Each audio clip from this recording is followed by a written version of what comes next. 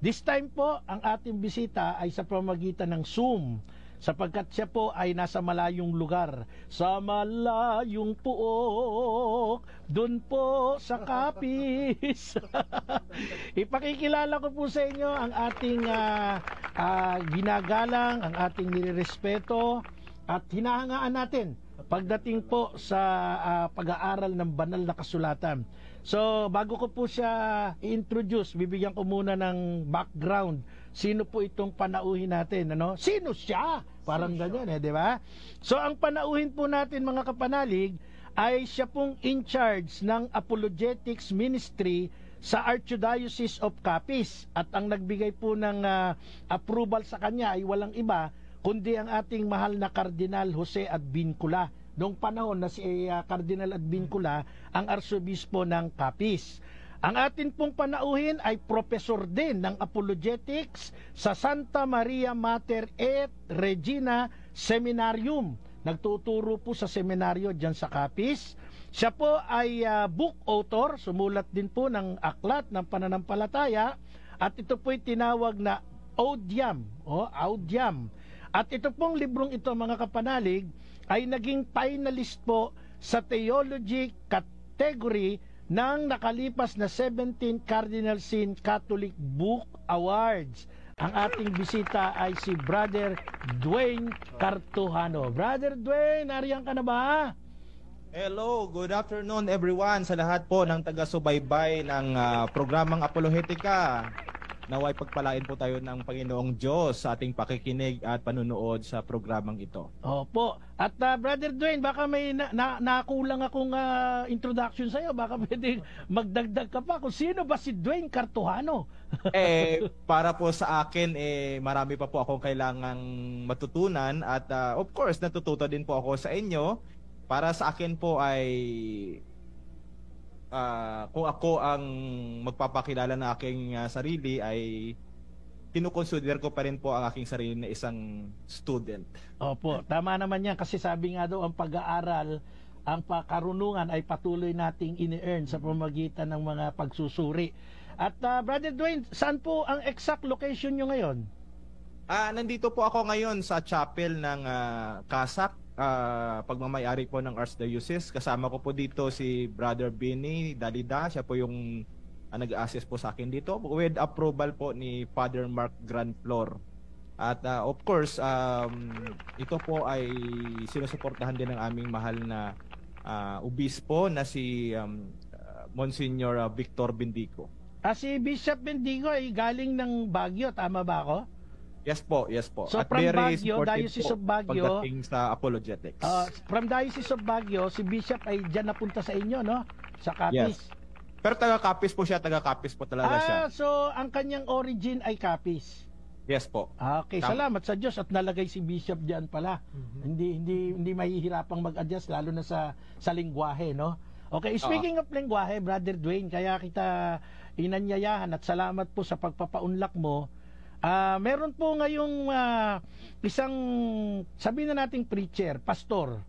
Kaibayo natin, hindi ko alam kung evangelical siya, hindi ko alam kung anong grupo siya, pero nung napakinggan ko yung kanyang video na lumalabas sa social media, ang deklarasyon ko, heretiko siya. Brother Dwayne, ito po yung tanong natin. Una, paano pong nasabi ni Pastor Ed Lapis na magkaiba si El Elyon, the Most High God, kay Yahweh?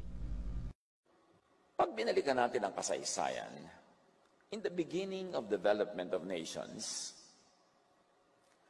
the Most High God El Elyon gave and assigned the Israelites to Yahweh, who became the God of the Israelites. Iba si Elyon kay Yahweh. Yung video na shinare sa akin, at wala yung nag-share sa akin yan, ay hindi isang Catholic, kundi isang kaibigan from evangelical. Kasi nga, para sa kanila, questionable na raw yung sinabi ni Pastor Ed Lapis. Ayun, yung ginamit ni Pastor Ed Lapis na Names of God Bible na isang translation, actually, medyo confused siya doon kasi unang-una, doon sa pinakadulo, bago siya nagtapos doon sa video na nakashare sa social media, binanggit niya yung Dead Sea Scrolls, no? Mm-mm. Na reliable. Discovered the Dead Sea Scrolls. You've heard of the Dead Sea Scrolls? The Dead Sea Scrolls contained documents that were also part of the Jewish scriptures. But the Dead Sea Scrolls were older by about 1,000 years than the oldest known document at the time when it was discovered. So kung ang scholarship ng document ay nasa age na to, yung Dead Sea Scrolls ibinalik ng 1,000 years. Ganon ka-reliable. At sa Dead Sea Scrolls, ang tawag doon ay sinabing sons of God. Not the sons of Israel, but the sons of God. At totoo naman yon na kasi yung Dead Sea Scrolls, para sa mga scholars kasi, yun ay ang...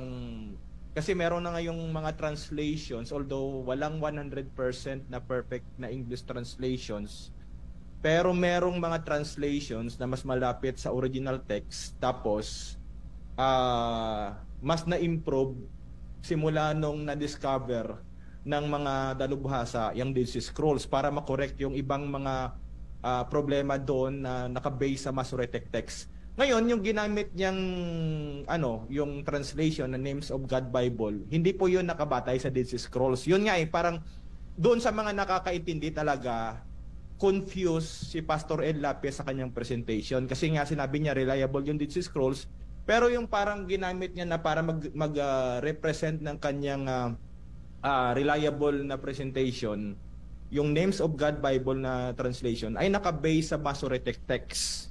Pag binasa natin ang NIV, just an ordinary English translation, when the Most High, tandaan nyo yung Most High, gave the nations their inheritance, when He divided all mankind, He set up boundaries for the peoples according to the number of the sons of Israel. Tandaan nyo rin yung sons of Israel.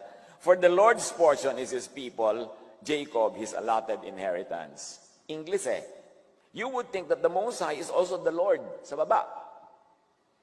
Basahin natin siya sa Names of God Bible, where the names are rendered in Hebrew. When Elyon gave the nations their land, when He divided the descendants of Adam, He set up borders for the tribes corresponding to the numbers of the sons of Israel. Now, bantayan nyo yung sons of Israel kasi mamaya mag-iiba-iba yung text na yan. But Yahweh's people were His property. Jacob, meaning Israel, was His own possession. Dalawang pangalan na magkaiba ngayon nung Hebrew ang binabasa natin. Ngayon, meron kasing dyan meron kasing textual variance between Dead Sea Scrolls, Masoretic text, at saka Septuagint pagdating doon sa Deuteronomy chapter 32 verse 8. Mhm. So now, kung titingnan natin ang hindi naman yung version na ginamit niya na Names of God Bible, interpretation na lang or opinion na lang ni Pastor Ed Lapez yung sinasabi niya na magkaiba yung Elyon at saka yung Yahweh. Mhm. Kung titingnan natin basahin ko muna yung Hebrew text talaga kasi sinasabi niya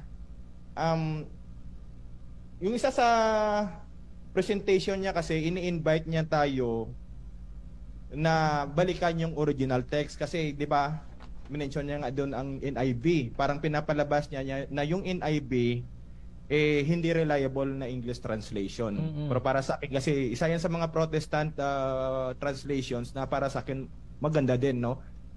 Pero ang isa sa doon sa invitation niya is balikan natin yung original text, which is para sa akin totoo naman talaga na balikan talaga natin yung original text kasi wala ngang 100% na perfect na English translation.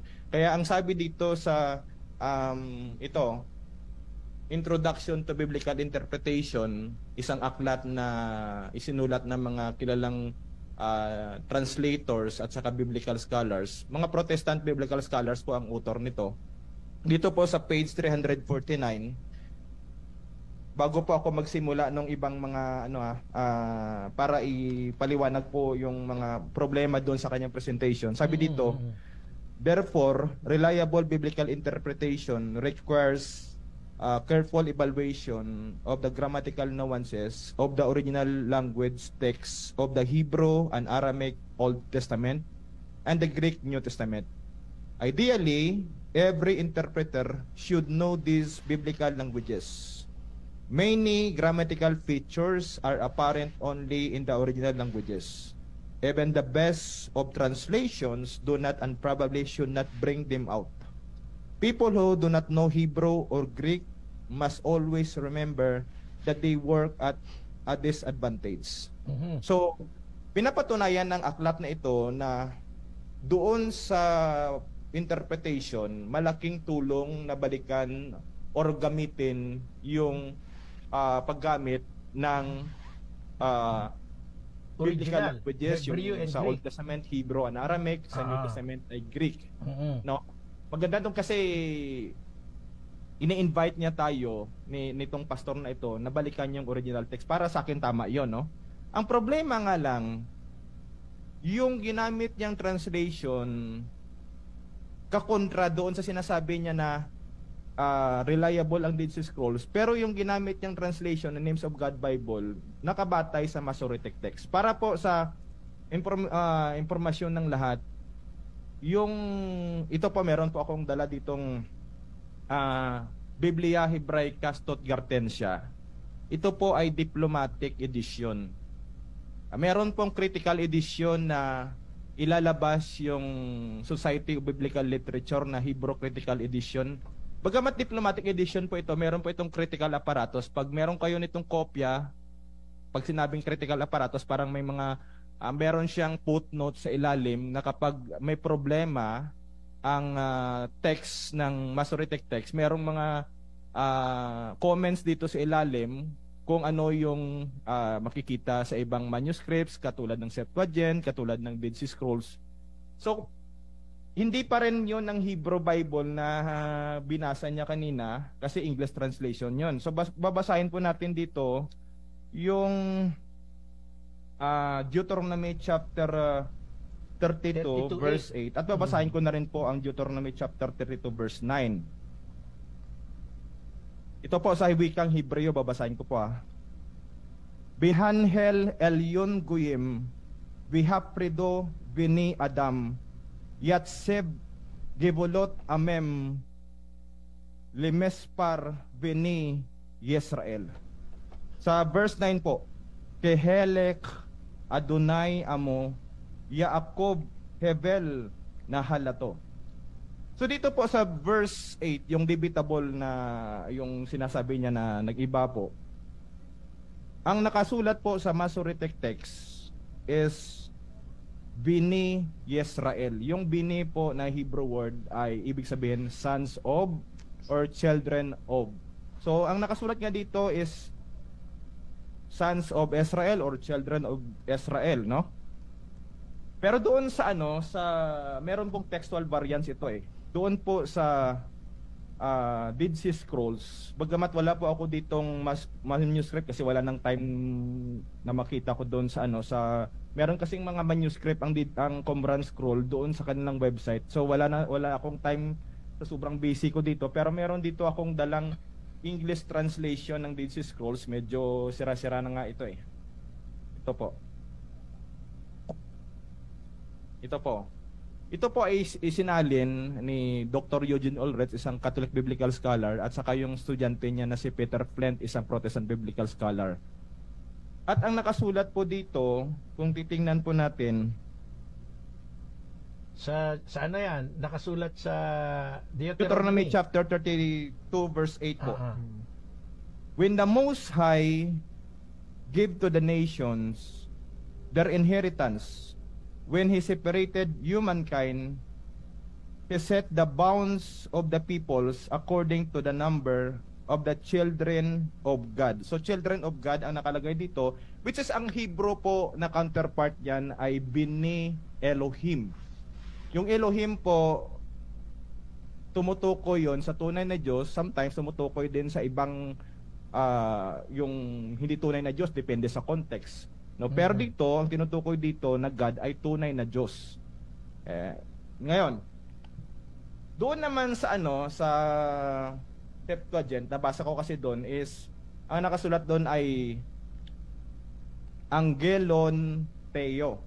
No, yung Angelon ay genitive plural yon ng Greek word na angelos, meaning messenger or angel. At para sa mga, kaya nga po ito po ang New American Bible Revised Edition, pamilyar po tayo dito, isa po to sa mga translations ng ating simbahan, bagamat ang simbahan natin ay nakapagsalin ng iba't ibang translations. Pero halos lahat ng mga biblical scholars, pag tinanong mo sila ano yung pinaka recommended nila or highly recommended nila na mga translations na mas malapit sa original text, ang isa sa mga definitely isa sa mga i-recommend nila itong New American Bible